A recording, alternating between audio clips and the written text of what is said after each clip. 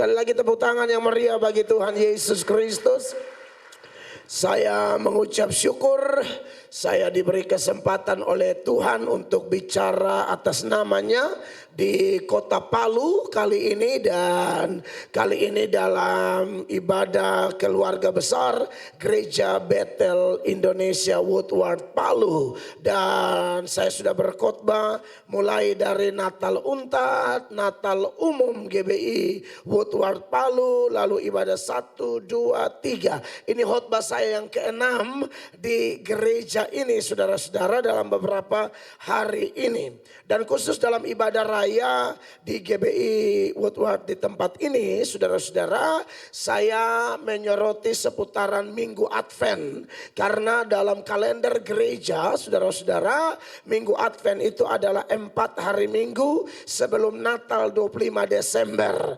Maka tahun ini jatuh pada tanggal 3, tanggal 10, tanggal 17, dan tanggal 24, saudara-saudara. Dan bicara tentang Advent itu dari kata Latin Adventus yang artinya datang atau kedatangan. Datang atau kedatangannya siapa? Kedatangan Yesus Kristus. Maka topik-topik yang saya soroti adalah seputaran kenapa Tuhan Yesus datang. Dalam ibadah 1 saya sudah menyampaikan tentang Yesus datang untuk menjadi teladan yang sempurna bagi kita. Yang kedua saya sudah bicara tentang Yesus datang untuk membawa pertentangan. Dan yang ketiga saya bicara di ibadah raya 3 tadi, Yesus datang untuk mencari orang berdosa.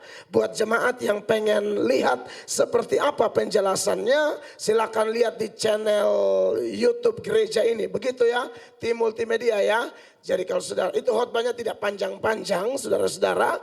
Jadi kalau ada waktu bisa korban pulsa lalu nonton, Anda akan dapat berkat di sana. Dan pada ibadah raya keempat, spesial ibadah Next Generation. Dan waduh, ini ruangan dipenuhi Ibu Gembala. Sejauh mata memandang orang-orang muda luar biasa. Ada calon-calon kepala dinas di sini, haleluya. Ada calon-calon kepala rumah sakit. Ada calon dokter, calon Kapolda, Kapolsek, ada Pol PP di sana, ya. Ada calon-calon wali kota, gubernur. Beri tepuk tangan yang meriah bagi Tuhan. Harus percaya, tidak ada yang mustahil. Bahkan mungkin ada calon pendeta-pendeta luar biasa yang dipersiapkan Allah di ruangan ini. Saudara-saudara, kita perhatikan Injil Yohanes pasal 1 ayat 15 dan ayat 16. Kita baca 2 ayat ini bersama-sama ya. Dalam hitungan ketiga, 1, 2, dan 3. Yohanes memberi kesaksian tentang dia dan berseru katanya, inilah dia yang kumaksudkan ketika aku berkata, kemudian daripadaku akan datang dia yang telah mendahului aku, sebab dia telah ada sebelum aku. 16, 2, 3. Karena dari kepenuhannya kita semua telah menerima kasih karunia demi kasih karunia. Tepuk tangan sekali lagi buat firman Tuhan. Dalam ibadah raya keempat spesial Next Generation di GBI Woodward Palu ini, saya berdasarkan Yohanes 1 ayat 15-16 saya menyoroti tema Yesus datang untuk membawa kasih karunia. Ya saudara-saudara, ini data yang sangat luar biasa. Dari begitu banyak data yang memberikan pesan yang senada bahwa di dalam Kristus lengkap kepenuhan Allah, kasih karunia ada di dalam Kristus. Dan melalui dia sajalah orang menerima anugerah Tuhan. Dan menarik kekasih-kekasih Tuhan bahwa kalau kita bicara tentang kasih karunia, sebenarnya ini hanyalah salah satu sifat Allah. Allah bukan hanya memiliki sifat kasih, tetapi Allah juga punya sifat yang lain. Ada kesucian, ada kecemburuan, bahkan Allah juga punya keadilan. Saya coba mau jelaskan sedikit misalnya seputaran sifat keadilan Allah dan sifat kasih Allah, saudara-saudara. Ini ada beda. Keadilan Allah itu berkaitan dengan dua hal. Yang pertama adalah pahala dan yang kedua adalah hukuman. Yang baik, yang saleh, yang taat dapat pahala. Tapi yang nakal, yang melawan dapat hukuman. Itu adalah adil. Menjadi sesuatu yang menarik untuk kita renungkan. Kalau kita bicara tentang definisi kasih karunia Allah, itu beda lagi saudara-saudara. Kalau kasih karunia Allah itu saudara-saudara, sebenarnya agak kontras dengan apa yang kita pahami tentang keadilan Allah. Keadilan Allah, kalau kita baik dapat berkat, kita nakal dapat tegur, bahkan dapat hukuman. Tetapi hari ini kita akan melihat kasih karunia Allah dan sejumlah makna menarik seputaran kasih karunia Allah atau grace. Ya, nah saudara yang diberkati oleh Tuhan Yesus Kristus, karena ayat 16 ini mengatakan, menegaskan bahwa kasih karunia itu bukan cuma satu, tapi manifestasi dari kasih karunia itu banyak. Makanya ditandai dengan kalimat di ayat 16 itu, Yohanes 1 ayat 16 dia bilang, karena dari kepenuhannya kita semua telah menerima kasih karunia demi kasih karunia. Di bagian yang lain dia bilang ada pencobaan demi pencobaan. Tetapi karena ada kasih karunia demi kasih karunia, maka bagi anak Tuhan di balik setiap pencobaan ada kasih karunianya sendiri. Di balik setiap tantangan ada kasih karunianya sendiri. Nah, bicara tentang kasih karunia, saya akan memberikan sorotan sangat banyak di sini. Waktu yang saya diberikan kepada saya akan menjelaskan kepada jemaat semua. Dan saya harap Roh Kudus membantu kita menangkap pesan Tuhan ini. Yang pertama, kalau bicara tentang kasih karunia Tuhan, maka kita diingatkan ini berbeda dengan keadilan Allah. Kalau keadilan Allah, kita dapat apa yang pantas kita dapatkan. Tapi kalau kasih karunia Allah beda. Kita mendapatkan apa yang tidak pantas kita dapatkan. Bapak Ibu, orang-orang muda mayoritas di sini, saya tanya, andai kata kalau kita semua ini mendapatkan apa yang pantas kita dapatkan, menurut semua jemaat, kita pantasnya masuk surga atau neraka? Kalau mendapatkan apa yang pantas kita dapatkan, kita lebih cenderung ke surga atau neraka? Kemana? Cerdas itu. Itu orang jujur yang paham. Sebab dosa untuk masuk neraka tidak butuh dosa besar. Dosa sekecil apapun, Alkitab berkata upah dosa adalah maut. Jadi kalau bicara tentang kita mendapatkan apa yang harus kita dapatkan atau yang ditonjolkan hanya sifat keadilan Allah, maka tidak ada kita yang lolos. Semua kita penghuni neraka. Tetapi kasih karunia demi kasih karunia di dalam Yesus mengingatkan kita bahwa kasih itu membuat kita mendapatkan apa yang tidak pantas kita dapatkan. Kita yang tidak layak dilayakkan.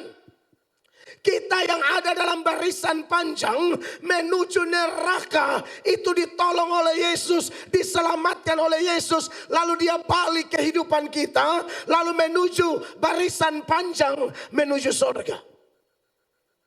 Makanya orang Kristen diajarkan bahwa semua karena anugerah. Tidak ada kita yang bisa selamat karena usaha kita. Tidak ada kita yang bisa selamat karena perbuatan kita. Salvation by works, selamat karena usaha, selamat karena perbuatan baik, itu adalah ajaran sesat. Tidak mungkin kita bisa selamat karena perbuatan baik. Seorang teolog mengatakan orang yang mau selamat dengan perbuatan baiknya ibarat dia mengarungi lautan Atlantik menggunakan perahu kertas. Bisa tidak mengarungi lautan Atlantik pakai perahu kertas? Tidak bisa, jangankan lautan Atlantik, lautan yang kemarin tsunami di Palu aja tidak bisa pakai perahu kertas. Artinya itu usaha sia-sia. Perbuatan baik kita tidak menyelamatkan kita. Saudara, mungkin ada yang kuliah hukum di sini ya. Kelak nanti Anda jadi hakim, jaksa atau lawyer, ya. Saudara tentu kalau mengerti hukum, kalau ada Anda yang buat, katakanlah orang melakukan pelanggaran lalu lintas, ya. Naik motor tidak pakai helm, tidak ada surat-surat, tidak ada STNK, tidak ada SIM, bahkan tidak ada ban depan. Itu memang dia kurang ajar sekali ya. Sampai tidak ada ban cuma satu. Sudah begitu lagi serobot lampu merah. Senggol mas-mas jual mie ayam. Lalu ternyata akhirnya dia ditangkap, dinyatakan bersalah. Beberapa bulan kemudian dia akan disidang, tapi dia tahanan luar, katakanlah begitu. Tetapi untuk meloloskan dia dari penjara, dia berbuat baik.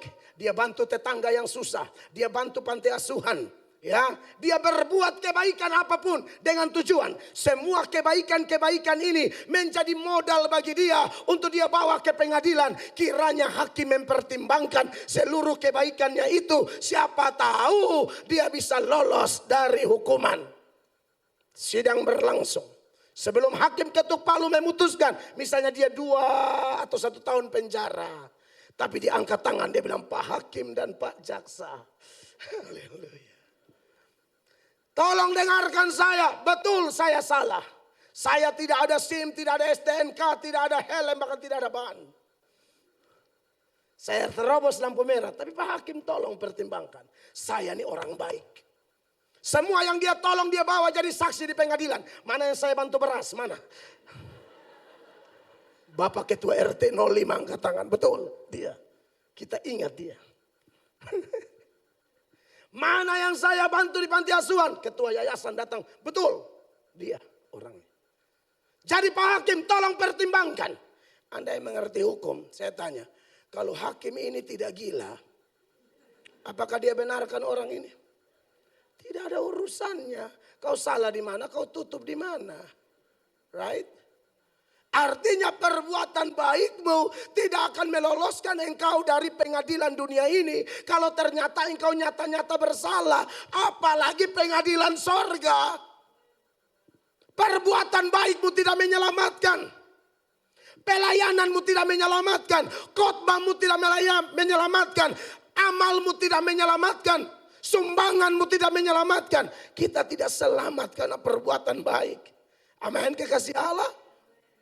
Makanya dalam Efesus 2 ayat 8 dan ayatnya yang ke-9 Rasul Paulus menegaskan satu doktrin yang harus dipegang kuat-kuat oleh gereja. Firman Allah berkata, sebab karena kasih karunia kamu diselamatkan oleh iman. Itu bukan hasil usahamu tetapi pemberian Allah. Ya, jangan ada yang sombong terus. Itu bukan hasil pekerjaanmu. Amin. Jangan ada orang yang memegahkan diri. Iya, saudara pikirkan, bayangkanlah bahwa andai kata perbuatan baik kita punya andil masuk surga. Kira-kira kalau di sidang nanti pengadilan, waktu di pengadilan akhir itu, Tuhan tanya, kenapa masuk surga? Saya ini sudah terima Yesus, tapi saya bantu-bantu Yesus sedikit. Ya seolah-olah pengorbanan Yesus di Golgota itu tidak cukup. Jadi saya bantu-bantu parkir di gereja. Saya bantu-bantu terlibat panitia Natal. Saya bantu-bantu ya bonceng teman yang tidak ada motor. Saya jemput dia. Semua itu baik. Tapi semua itu bukan untuk selamat. Itu adalah bukti kita sudah selamat. Orang Kristen juga berbuat baik. Tapi konsep perbuatan baik kita dengan non-Kristen itu beda. Orang non-Kristen berbuat baik untuk selamat. Kita tidak. Kita berbuat baik karena sudah selamat. Tepuk tangan yang meriah bagi Tuhan. Kita berbuat baik karena sudah selamat. Kenapa khotbahku semangat? Saya sudah selamat. Kenapa Anda bergereja, menyanyi, menyembah, angkat tangan luar biasa? Anda sudah bebas. Kalau yang masih terikat tuh angkatnya cuma begini. Pakai dah lagi. Iya kan? Ada yang masih terikat. Tepuk tangannya tuh kayak kocok kartu.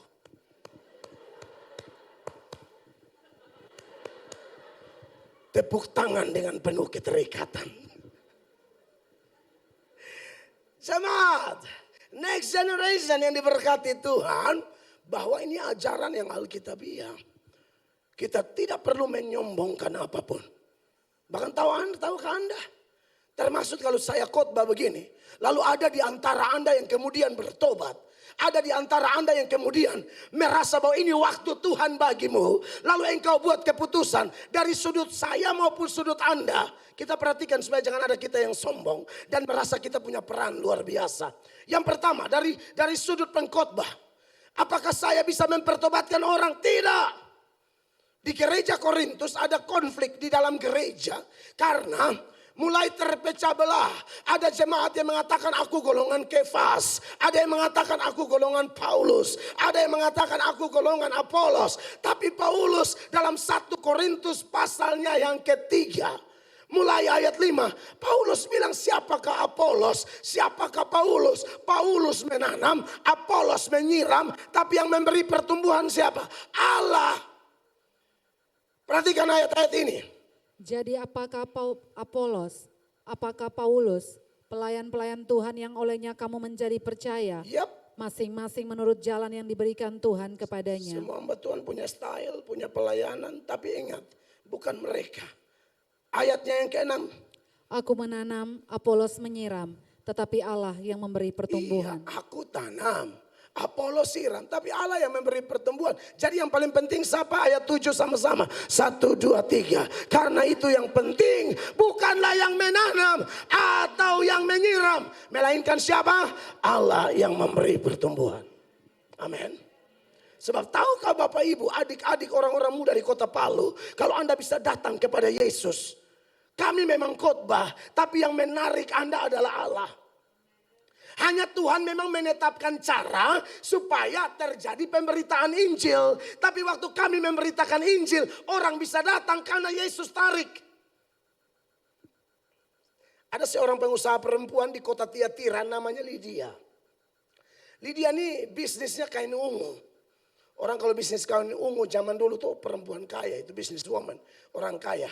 Karena kain ungu dipakai hanya 2 golongan, rohaniwan dan bangsawan. Sekarang ungu kau pergi di cakar bongkar, kau bongkar sendiri. Di sana 25.000 dapat. Itu mulai dari hordeng, taplak meja sampai celana pendek ya. Itu ungu semua, haleluya. Tapi dulu tidak semudah itu dapat ungu. Dalam Kisah Para Rasul pasal 16 ayat 14 kita mau lihat di sini. Kenapa Lydia begitu perhatian kepada khotbah Paulus? Apakah Paulus hebat? Apakah Lydia hebat? Tidak. Allah buka hatinya. Perhatikan ini ayat. Perhatikan ini ayat. Seorang dari perempuan-perempuan itu yang bernama Lydia, turut mendengarkan. Ia seorang penjual kain ungu dari kota Tiatira yang beribadah kepada Allah. Perhatikan.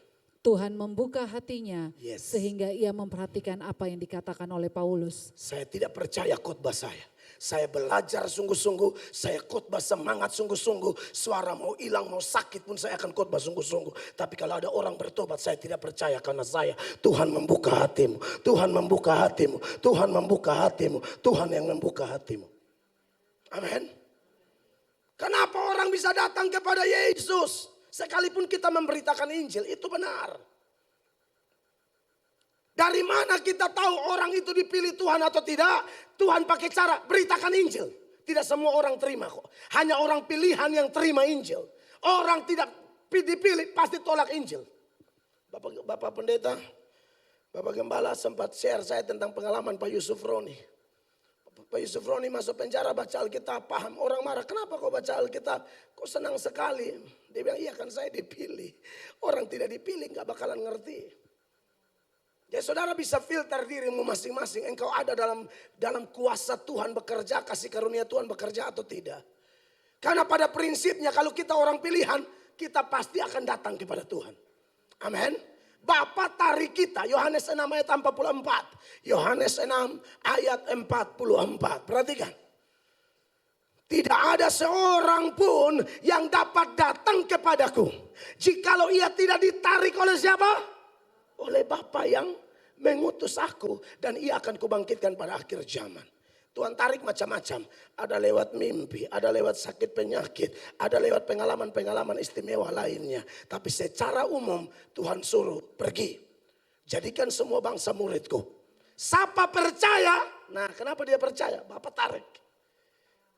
Ini memang datanya terlalu banyak. Saya bisa buka lagi. Contoh. Yohanes 6 ayat 37. Yohanes 6 ayat 37, perhatikan. Semua yang diberikan Bapa kepadaku akan datang kepadaku, dan barang siapa datang kepadaku, ia tidak akan kubuang. Semua yang diberikan Bapa kepadaku, ini Yesus yang omong. Semua yang Bapa berikan kepada Tuhan Yesus, apapun caranya, dia akan datang. Mau sekepala batu apapun dia, sengeyel apapun dia, sebadung apapun dia, pada waktunya dia akan datang. Entah dia minta maaf, mantan narkoba, pelacur, apapun dia. Ya, santet, swanggi, kalau di Palu bilang swanggi, tahu? Tahu swanggi? Swanggi. Ada apapun, tidak peduli background orang. Yesus bilang, Bapa kalau sudah bawa dia kepadaku, aku peluk dia, aku tidak akan buang. Saya ini ditangkap polisi 8 kali. Karena saya tusuk orang, saya rampok orang, saya jahat minta ampun. Ini wajah semua nih, anting semua nih. Leher, hidung semua, bibir. Orang bilang cakap apa? Luka. Tapi itulah anak nakal, ditangkap polisi berkali-kali. Di sel polisi, di sel kodim, korem, di pom, janjinya bau bertobat. Tapi pas keluar tobat kumat. Oh kumat lagi saudara-saudara. Dapat tangkap terakhir itu 13 Januari 1999. Itu polisi hitung 1, 2, 3 baru angka buang dalam mobil. 1, 2, 3.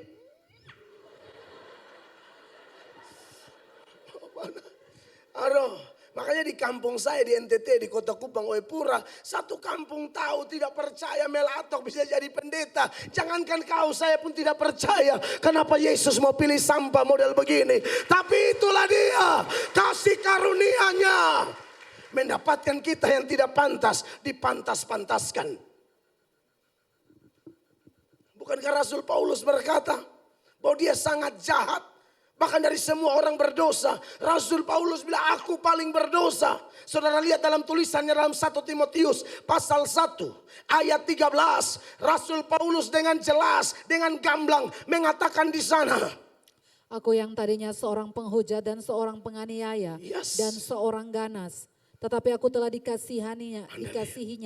Karena semuanya itu telah kulakukan tanpa pengetahuan, yaitu di luar iman. Aku ganas, aku jahat, tapi aku dikasihi. Ayat 15 sama-sama baca. 1, 2, 3. Perkataan ini benar dan patut diterima sepenuhnya. Kristus Yesus datang ke dunia untuk apa? Menyelamatkan orang berdosa. Dan di antara mereka, akulah yang paling berdosa. Tuhan tidak peduli, mau paling berdosa pun, kalau Bapa yang tarik, dia sambut. Jadi kalau saya khotbah lalu Anda datang pada Yesus. Bukan saya. Bukan saya. Tak usah puji-puji pendeta.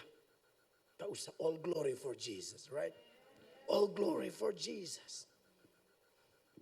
Tidak ada pendeta layak terima kemuliaan. Saya yakin itu. Saya bertobat bukan karena khotbahnya pendeta Yakub Nahwai, pendeta Gilbert, pendeta besar yang KKR di NTT. Saya bertobat karena seorang mantan narapidana kasus pembunuhan. Dia bertobat di penjara, dia menjadi penginjil jalanan. Dia tidak digaji, dia tidak ada upah. Dia jalan keliling dari satu gang ke gang menginjil. Disitulah Tuhan tangkap saya. Kawan lama saya bingung kok dia bisa berubah. Saya berdoa di hati Tuhan, saya ini sudah kepingin berubah, tidak berubah. Tepat bulan Mei 1999, Mel Atok dijamah Tuhan. Beberapa waktu kemudian Tuhan mulai pakai saya keliling khotbah di mana-mana. Dengan pengetahuan yang masih pas-pasan, saya sudah khotbah sampai sekolah teologi sampai hari ini. 24 tahun sudah saya berdiri untuk kepentingan kerajaannya. Untuk menarik lagi. Jadi kita khotbah ini tujuannya cuma ini. Kalau orang bertanya, buat apa penginjilan? Penginjilan adalah untuk mengetahui manakah orang pilihan Allah dan mana bukan pilihan Allah. Itu aja. Jadi kalau kita khotbah, orang tetap tertutup, memang orang ini tidak selamat. 2 Korintus pasal 4 ayat 3. Perhatikan ini ayat. 2 Korintus 4 ayat 3. Jika Injil yang kami beritakan masih tertutup juga, maka ia tertutup untuk mereka yang akan binasa. Iya. Khotbah kok tidak mau berubah ini orang. Kelihatannya dia dalam rombongan 2 Korintus 4 ayat 3 ini. Saya tidak tahu siapa. Tapi urusanku omong-omong sungguh-sungguh. Sampaikan sungguh-sungguh. Tegur sungguh-sungguh. Yang benar bilang benar. Yang salah bilang salah. Tidak boleh ada area abu-abu di dalam khotbah. Ya bila ya, tidak bila tidak. Apa lebih daripada itu berasal dari si jahat kata Alkitab. Jadi orang-orang muda Palu yang diberkati. Aduh, saya bergairah sekali melihat Anda semua. Gairah kudus keluar untuk menyampaikan isi hati Tuhan.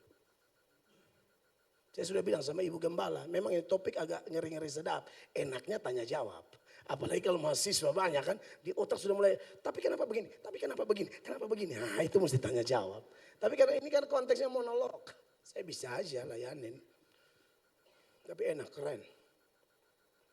Kekasih-kekasih Tuhan, sungguh anugerah Tuhan itu luar biasa. Satu kali Paulus khotbah, orang Yahudi tolak. Tapi yang non Yahudi terima. Makanya dalam Kisah Para Rasul pasal 13 ya, ayat 47 dan 48. 47 bilang begini. Kisah 13 ayat 47. Ya. Sebab inilah yang diperintahkan kepada kami.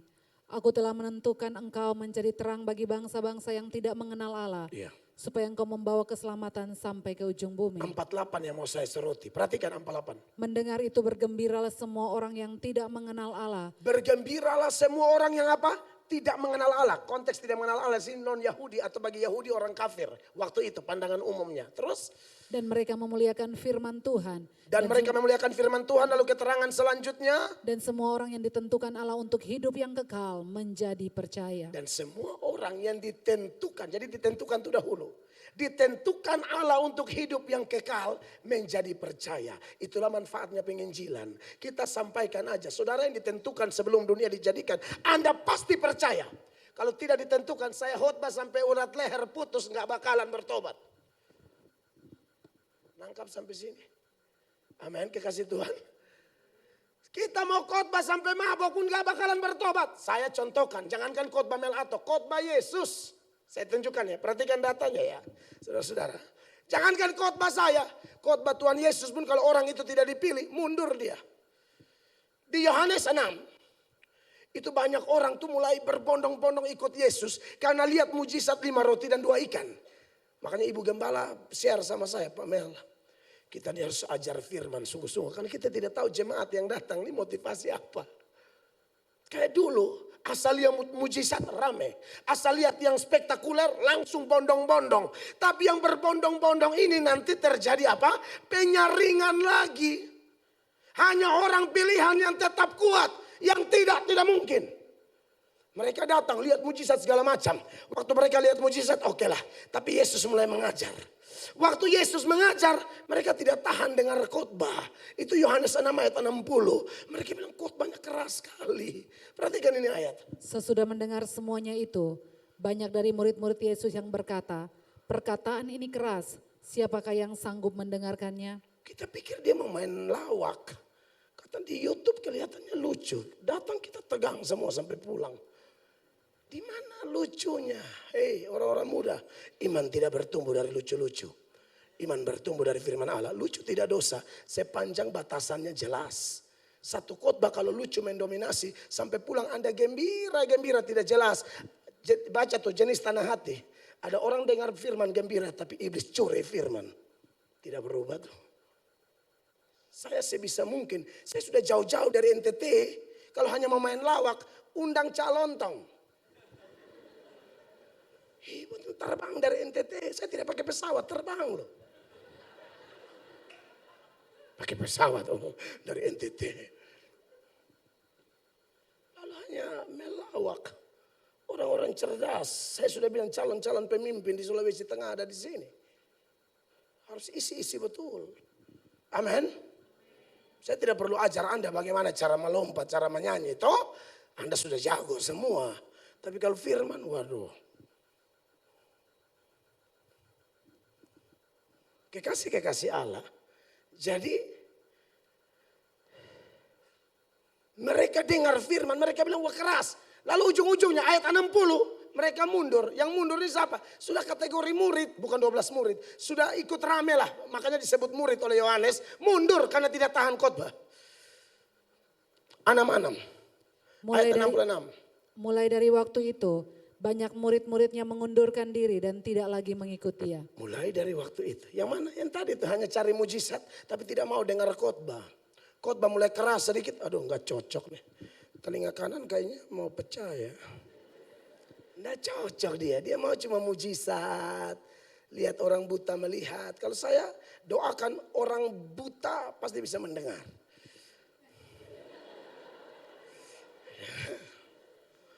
Orang buta pendengarannya bagus sekali ya. Saudara-saudara,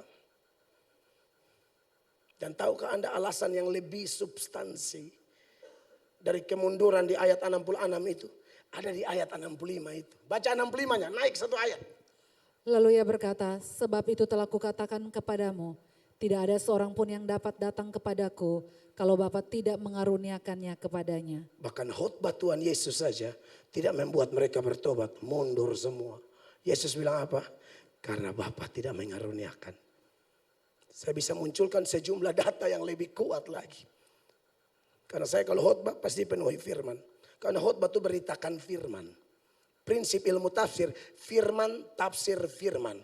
Matius tafsir Obaja, Obaja tafsir Titus, Titus tafsir Ester, Ester tafsir Kejadian, Kejadian nyambung sama Wahyu. Gak bisa bertolak belakang. Itu namanya khotbah firman. Jadi orang-orang muda, kita sungguh dapat anugerah. Amin. Tidak ada jasa sapa-sapa di sini. Semua karena Tuhan. Ajaran ini membuat orang rendah hati. Ajaran ini membuat orang bilang, aduh aku tidak pantas Tuhan, aku tidak layak. Engkau hanya bisa bersyukur dan engkau tambah semangat melayani Tuhan. Tapi kalau engkau tambah semangat melayani Tuhan, itu semua juga anugerah saudara-saudara. Ya, saya sampaikan poin yang kedua. Poin yang kedua adalah, karena ini kasih karunia demi kasih karunia kan. Dalam kasih karunia Allah, saya dan saudara yang sudah ditarik kepada Kristus dimampukan, garis bawahi, dimampukan melakukan perkara-perkara besar. Yohanes 14 ayat 12, Yesus berkata, barang siapa percaya kepadaku, dia akan melakukan pekerjaan-pekerjaan yang aku lakukan, bahkan pekerjaan-pekerjaan yang lebih besar dari yang aku lakukan. Anda lihat itu ayat. Tapi apakah kita hebat? Tidak, saudara-saudara. Tidak. Kenapa kita bisa menyenangkan Tuhan? Ada ayat bilang kerjakan keselamatanmu. Betul ya? Filipi 2 ayat. Filipi 2 ayat 12 ya. Coba Filipi 2 ayat 12. Coba baca. Hai saudara-saudaraku yang kekasih. Kamu senantiasa taat, karena itu tetaplah kerjakan keselamatanmu dengan takut dan gentar. Amen. Bukan saja seperti waktu aku masih hadir, tetapi terlebih pula sekarang waktu aku tidak hadir. Kerjakan keselamatanmu dengan takut dan gentar. Maksudnya kalau sudah ini ayat punya teks asli itu begini. Istri saya, daripada saya cari nama orang pusing. Saya ini orang kaya. Saya kasih istri saya ini sebuah tanah.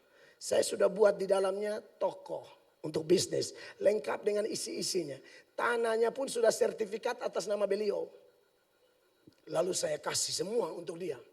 Kerjakan toko ini. Urus toko ini baik-baik. Bukan untuk dapat toko itu. Nangkap. Saya sudah kasih semua atas namamu. Orang yang tahu diri kalau sudah dikasih begitu dia pasti habis-habisan.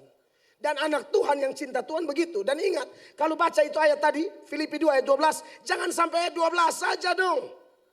Lanjut ayat 13, kenapa orang bisa bekerja begitu? Siapa yang bekerja di hatinya? Perhatikan. Karena Allah lah yang mengerjakan di dalam kamu, baik kemauan maupun pekerjaan menurut kerelaannya. Allah lah yang bekerja sehingga kita tuh mau, kita rela, kita semangat. Allah bekerja dalam hati kita. Makanya kenapa saudara mau datang gereja, saudara mau saat teduh, saudara mau baca Alkitab, saudara mau melayani habis-habisan. Tuhan bekerja dalam dirimu. Bukan hanya untuk menyelamatkanmu, tetapi untuk membuat engkau menyenangkan dia. Karena terjemahan 1985 itu ayat bilang Tuhanlah yang membuat kita bisa menyenangkan dia. Masih ada yang mau menyombongkan diri. Semua kesombongan disalibkan. Makanya kalau kita bisa pelayanan ke sana kemari, oh wow, haleluya. Ada seorang hamba Tuhan asal NTT. Dikasih anugerah luar biasa. Tahun 65 itu menurut berita, saya belum lahir, saya lahir 81. Tapi semua mungkin angkatan bapak dan mama mungkin pernah dengar. Ada mujizat air jadi anggur di NTT, di kota Soe, Ibu Gembala. Itu maka banyaklah muncul hamba-hamba Tuhan. Salah satunya nama mirip seperti saya, Mel Tari. Dia itu dikirim ke Amerika untuk beri kesaksian. Dia tidak terlalu fasih bahasa Inggris. Dia ya I can spot. You know what I mean? I can spot. Aku bisa sepotong-sepotong ya. Haleluya. Dia benar-benar I can spot. Tapi ada yang menarik ketika I can spot ini sampai di sana. Katanya ada penerjemah. Dia tunggu-tunggu penerjemahnya nggak nongol. Lalu roh gerakan hatinya. Hampir 2 jam atau 3 jam dia tunggu. Penerjemah tidak datang-datang. Roh gerakan di muka bule semua nih. Saya kan di muka bule Palu nih. Ini kan bule di Amerika. Saudara, dia bicara di depan mic pakai mic wireless yang kayak kita di gereja-gereja Protestan. Ada mic kecil itu deh. Langsung dia bicara mulai bahasa Inggris. Yang dia ingat hanya kalimat pembuka. Ladies and gentlemen. Sisa apa yang berikut, haleluya. Dia sudah tidak tahu dia omong apa. Tapi semua yang dengar bule-bule itu paham luar biasa. Mereka terpukau, dia tidak sadar bahwa dia sedang berbahasa Inggris. Dan kemudian seorang penulis buku membahas cerita itu. Dan dalam sepenggal kalimat penulis buku asal Amerika mengatakan apa? Tidak ada bahasa Inggris seindah bahasa Inggris Mel Tari. Ini pasti anugerah. Maka mengingat itu, saya juga diundang ke Amerika. Mel Atok punya giliran. Di otak saya Tuhan akan buat seperti Mel Tari. Mel Atok. Semuanya itu di otak saya. Di kedutaan Amerika tahun 2017. Saya berharap saya bahasa Inggris dengan lancar. Karena yang wawancarai saya bule. Doa Tuhan tolong. Karena saya ini rajanya I can spot ya. My English is broken English. Hallelujah. So ya. Saya sudah doa nih. Doa. Sekarang saya ini penasehat full gospel se-NTT. Pengusaha Kristen itu. Saya dengan beberapa pendeta. Saya pendeta Yandi. Juga Romo. Kami penasehat ada 3. Jadi saya mau bawa rombongan pengusaha untuk conference di Las Vegas nih. Waktu menghadap, saya berharap saya lancar bahasa Inggris. Tahu-tahu bulenya yang lancar bahasa Indonesia. Oh Tuhan baik. Saya bilang aduh. Begini. Kan cara Tuhan tuh susah ditebak. Saya pikir Tuhan bilang, lu tenang aja, gue gak pakai metode yang sama kayak Mel yang dulu. Lu mah diam, bulenya gue buat. Bulenya langsung tanya, ada 3 pertanyaan. Oke. Apakah kamu benar-benar pendeta? Absolutely yes. Right? Apakah kamu punya keluarga di Amerika? Tidak mungkin. Keluarga di timur semua. Apakah kamu benar-benar punya anak? Waktu anak saya 3. Benar-benar anak 3 orang. Rencana mau tambah 1. Maka saya khotbah di Amerika. Sudah 6 kali ke Amerika. Januari ini diundang lagi khotbah ke 7 kali. Oh wow. Apakah kita hebat? All about grace. Amen. Only by His grace. Semua karena anugerahnya. Kita bisa melakukan perkara-perkara besar. Makanya ketika Paulus bilang begini. Dari semua orang dalam 1 Korintus 15 ayat 10. Paulus bilang dari semua yang bekerja. Aku bekerja lebih keras. Tapi sekali-kali bukan aku. Perhatikan ini ayat. Tetapi karena kasih karunia Allah, Aku adalah sebagaimana aku ada sekarang. Yes. Dan kasih karunia yang dianugerahkannya kepadaku tidak sia-sia. Betul. Sebaliknya, aku telah bekerja lebih keras daripada mereka semua. Tetapi bukannya aku, melainkan kasih karunia Allah yang menyertai aku. Betul Paulus bertobat. Betul Paulus habis-habisan. Tapi orang yang tahu diri dia selalu berkata, semua anugerahmu. Segala kesombongan disalibkan. Amin, saudara-saudara. Kita dipulihkan oleh Tuhan. Kesombongan itu hanya mendatangkan kehancuran.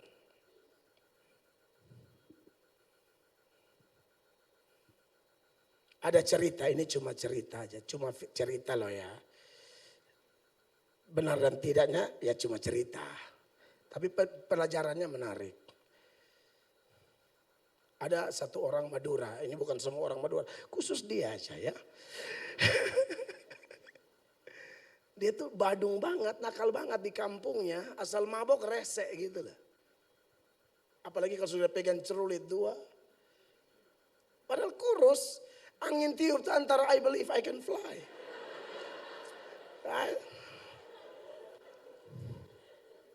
Merantaulah dia ke Jakarta. Turun di pelabuhan Tanjung Priok. Nah tahulah kuli-kuli bangunan, buru-buru di pelabuhan itu.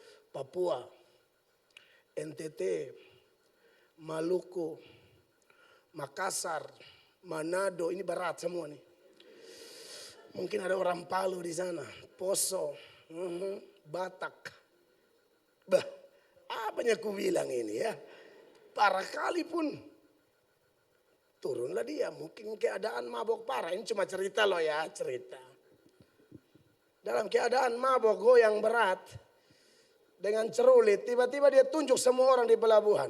Kalau ada yang sentuh tak cerulit. Nggak ada hujan, nggak ada angin, ya kan. Mabok parah kalau ada yang sentuh tak cerulit. Timur, Papua, Maluku, segala macam yang di situ bilang, ini kenapa nih? Langsung mereka bilang, yang orang Batak, cari hal. Dia lagi mirip orang Batak datang nyenggol dia sekali. Tak. Langsung Madura ini bilang, 1 kali. 1 kali. Balik lagi datang, nyenggol lagi, dia bilang 2 kali. Kalau sampainya 3 kali, tak bikin gule tadi. Yang ketiga, ini orang Batak bukan senggol, tonjok di dada. Udah Batak punya lengan kayak paha saya. Langsung dia bagi di dada. Ya bar, 2,5 meter. 2,5 meter, tampias, zigar. Langsung orang Batak bilang, kalau 3 kali mau apa pulanya kau? Langsung orang Madura bilang, aduh bang saya akan cuma hitung. Ini cuma cerita loh ya. Maksudnya begini ya, cuma cerita. Maksudnya begini, tinggi hati mendahului kehancuran. Pernah baca Amsal 18 ayat 12? Amsal 18 ayat 12 sama-sama. 1, 2, 3. Tinggi hati mendahului kehancuran. Tetapi kerendahan hati mendahului kehormatan. Mau sombong apa? Semua anugerah. Amin, kekasih Allah. Dan yang terakhir. Benar-benar terakhir tak iya. Kalau sampainya tambah 1 poin. Sudah tidak komit tak iya.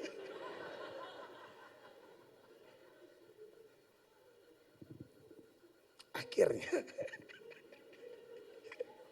Kalau komit harus pegang komit. Jangan sebentar tidak cabang sini, cabang sana. Hati-hati sama jenis begini. Ya. Saudara,